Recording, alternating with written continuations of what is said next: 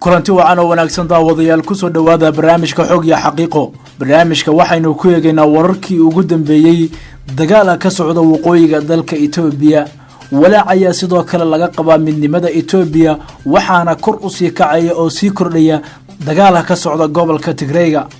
waxaa jira walaac sii kordhaya oo ku saabsan midnimada Ethiopia iyada oo colaadda dhanka waqooyi ee gobolka Tigreega ay ka sii darayso. dagaal muddo dheer socday oo 9 bilood ah oo u dhaxeeya xoogagga falaagada Tigreega iyo militariga Ethiopia iyo xulufadooda ayaa u badnaa gudaha gobolka Tigreega. laakiin dagaalku wuxuu ku fidayaa gobolada dariska la aha Tigreega ee Axmaarada iyo Canfarta.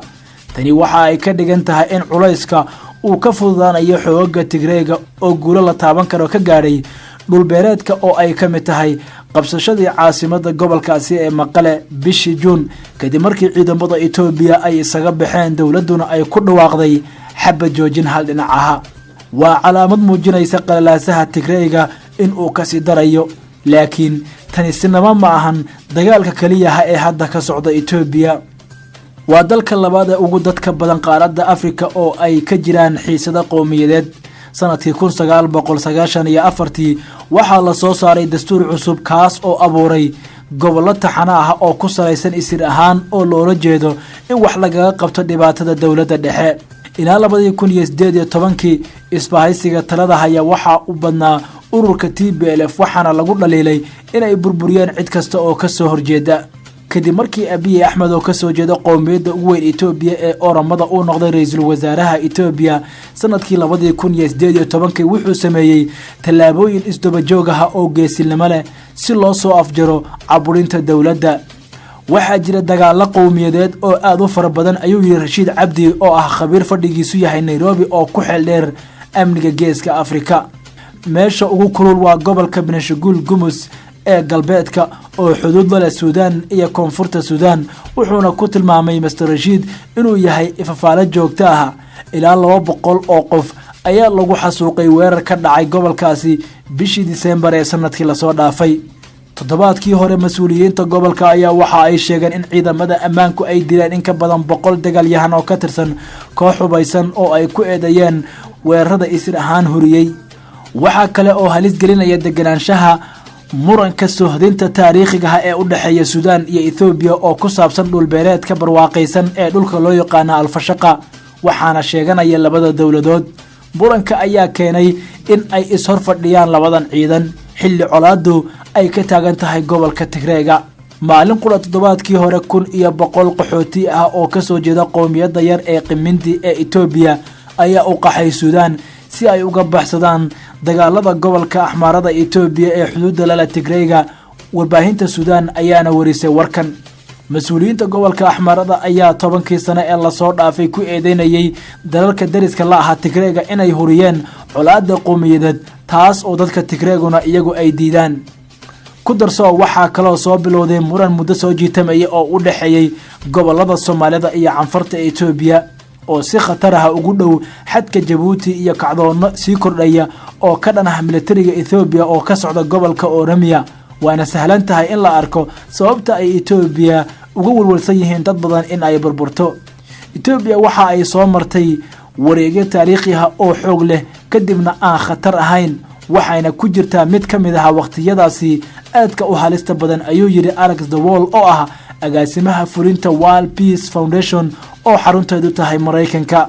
qaar ka mid ah khubarada Ethiopia ayaa hadda ka hadlaya burbur dawladeed oo suurtagal ah. ma aha wax la dafiri karo in Ethiopia ay ku sugan tahay xilli xiisad ay jirto ayuu yiri Cabdi. sida ay u socon doonto dhibaatada ka jirta Tigreega iyo sidoo kale qodobo badan oo dagaal qowmiyadeed ah qofna ma hubo, laakiin waxay ku jirtaa xiisad aad u weyn waxaana jirta halis weyn oo ah in ay Ethiopia burburto. laakiin aqoonyahan ka tirsan jaamacadda Gondar ee maamulka Axmaarada Ethiopia oo lagu magacaabo Masareed ayaa waxa uu sheegay inuusan rumaysnayn in Ethiopia qarka ay u saaran tahay burbur dawladeed. xitaa ma haboono in laga doodo arrintaasi ayuu yiri. marka hore waxaan leenahay dawlad shaqaynaysa oo dalka maamusha marka laga reebo Tigreega ayuu yiri. qalalaasaha ka jira Tigreega dhab ahaantii wuxuu xoojiyay isku duubnida qaranka ee gobolada iyo waliba qowmiyadaha kale kuwaas oo isku soo baxay si ay u taageeraan dawladda iyo militariga ayuu raaciyay hadalkiisa Masareed. ciidamada Tigreega ayaa sheegay in aysan joojin doonin dagaalka ilaa dhowr shuruudood oo Abiy ka buuxiye mooye tani waxaa ka mid ah joojinta go'doominta dawladda federaalka ay saartay Tigreega iyo bixitaanka dhammaan ciidamada iska soo horjeeda ciidanka Ethiopia xooga gobolada kale Ethiopia iyo Eritreanka ka barbar dagaalamaya xayiraadda waxaa loola jeedaa dawladda federaalka oo xidhay dhammaan adeegyada korontada maaliyadda iyo isgaarsiinta gobolka Tigreega tan iyo markii ay maqale ka baxday bishii June hay'adaha caalamiga ah ayay sidoo kale ku adkaatay inay helaan gargaarka saa'idka loogu baahan yahay General Tsadkan Kabratansaya ayaa u sheegay barnaamijka News Hour ee BBC-da Axadii in ciidamada Tigreega ay sii wadi doonaan dagaalka oo ay ku jiraan gobolada Canfarta iyo Axmaarada ilaa laga gaaro shuruudaha xabajoojinta dhammaan dhaqdhaqaaqyada ciidan ee waqtigan waxaa lagu maamulaa laba ujeedo oo waaweyn mid waa in la jabiyo go'doominta mid labaad waa in lagu qasbo dawladda in ay aqbasho shuruudaha iyaga xabajoojinta kadibna la raadiyo xal siyaasadeed generaalku wuxuu intaasi ku daray in dadka Tigreega aysan u jeedin in Ethiopia siyaasad ahaan ay ku xukumaan sidii hore taas bedelkeeda waxay rabaan in dadka Tigreega ay ku codeeyaan aftida ismaamulka wasiirka dimuqraadiyadda Ethiopia Sadiq Abraha ayaa BBC-da u sheegay in fallaagada Tigreega ay leeyihiin dareen beenaha oo awoodaha lagana saari doono tuulo kasta oo gobol ka mid ah marka ay dawladdu ka dhamaato dulqaadka Sadiq waxa uu beeniyay sheegashada fallaagada ee ah in xanimaad lagu hayo gobolka Tigreega wuxuuna sheegay inay tahay waajib dawladda saaran inay hubiso gaarsiinta gargaarka bani'aadanimo dhalinyaro Ethiopian ah ayaa isugu soo baxay ka dhacay caasimadda Addis Ababa toddobaadkii hore iyaga oo ka jawaabaya baaqii hogaamiyaasha gobolka ee ahaa inay ku soo biiraan dagaalka ka dhanka ah jabhadda Tigreega iska horimaadku wuxuu sababay dhibaato bani'aadanimo oo aad u weyn hay'adda qaramada midoobay u qaabilsan caruurta ee UNICEF ayaa jimcihii sheegtay in ka badan 100,000 oo caruur ah oo ku nool gobolka Tigreega ay la kulmi karaan nafaqa darro halis ku ah sanadka soo socda halka kala bar dumarka uur kale iyo kuwa naas nuujinaya ee laga baaray gobolka ay nafaqa darro baan hayso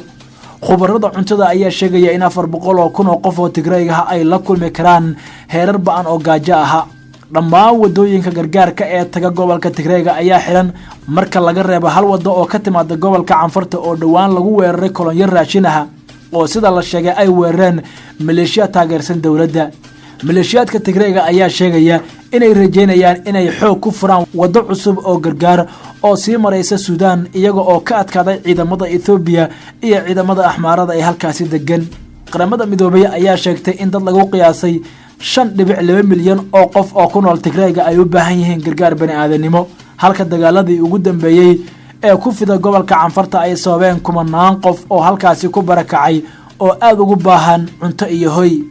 dhowrkii maalmood ee la soo dhaafay dadaalada diblomaasiyadeed ee wax looga qabanayo dhibaatooyinka badan ee ka jira Ethiopia ayaa sare u kacay ayuu yiri dawool iyada oo wada hadallada ay ahaayeen kuwa ay albaabada u xidhan yihiin maat oo ka tirsan hay'adda Sahan Research ayaa shaki ka qaba in xal siyaasadeed laga heli karo marxaladan gaar ahaan inta uu taagan yahay khilaafka u dhaxeeya labada dhinac ciidanka Tigreega waa in ay miisaamaan rajada laga qabo wada hadal siyaasadeed iyada oo ay qiimeynayaan halista jirta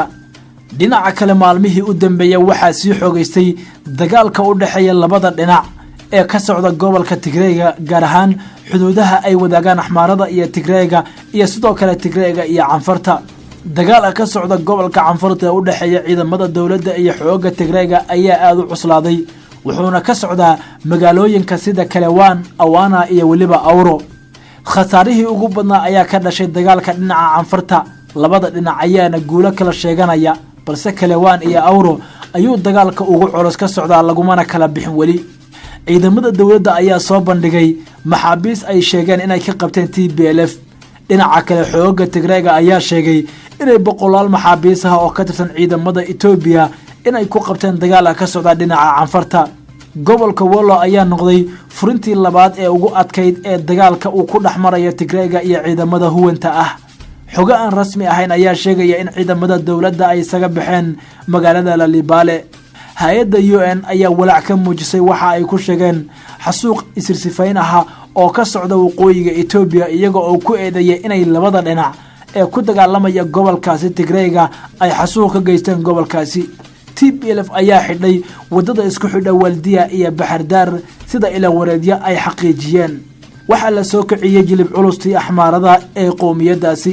boqolaal askari oo kamid ah ciidankii hore Ethiopia oo ay ku jiraan dad ah ayaa ku hanjabay in ay adduunka ka qarin doonaan TPLF sida iyagu ay sheegeen kumanaan dhalinyaro axmaara ah ayaa isku diyaarinaya inay iyaguna ka qayb qaataan